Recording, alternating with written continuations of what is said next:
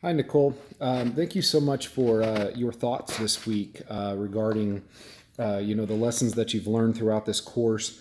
Um, I've enjoyed one thing that you and I kind of both wrote about was the idea that we've learned a lot from each other, reading each other's replies and watching each other's videos. And I definitely have enjoyed learning with other people, and it's always a good thing to kind of hear different angles because everyone's going to come up with something different generally, regarding these case studies and regarding these ethical dilemmas. I'm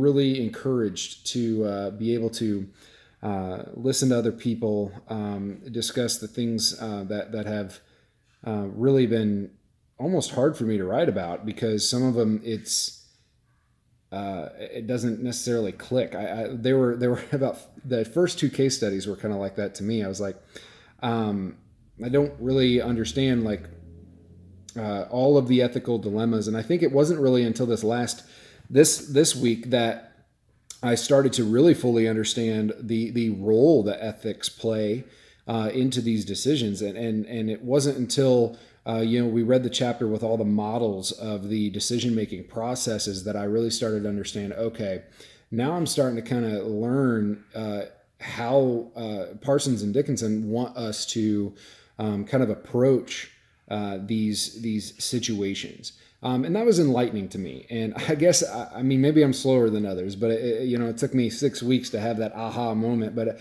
at least I got it. I did have the aha moment. There was one thing that you had wrote in your post about what you've learned, and I wanted to highlight that. You'd mentioned 3 lessons, and the second lesson that you talked about, which I like, you also said is particularly significant, but it's gathering information and not jumping, to judgment. I'm just going to kind of replace that word judgment with really conclusions, solutions, any other synonym for it, because in reality, that is a huge issue for me. I constantly find myself jumping to a solution and conclusion before I really hear somebody out. Now, it's not that it hasn't been, beneficial at sometimes, because I guess sometimes I guess it right, maybe. But there are many times where I wish I would have just listened a little bit more.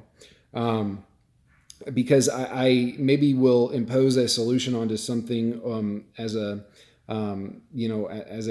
solves all type thing. I don't know, but I have this idea that I already know what they need, and I think one of the things that I look at it as a fault. I know my wife; she talks about it as that I just have a heart to heal. I want to help people, and sometimes that gets the best of me, and I jump to something that they could do or something or somewhere, a book they could read or, verses or whatever the case may be. I'll just give them advice before I really should. I need to hear them out because they might disclose something later on where I'm just like, oh, I should not have had you read that. I got a guy that I just helped the other day. He was having some marital problems, and we discussed, he read a book that I had recommended. But unfortunately, he's a different denomination than I am, which isn't, a huge deal. It's just, I think I would not have had him read that book. I would have suggested something else. But see, I didn't wait long enough to really listen and kind of feel out what the need was and what really would have been best for him. So that's just a small example, but maybe this class has helped me really understand the importance of active listening, really, I guess, concentrating on hearing somebody out fully. Maybe even if it takes a couple of sessions before I even dive into giving advice, I think that would be good for me. So thank you for sharing, and maybe we'll see each other cross paths again as we both move forward. God bless. Take care.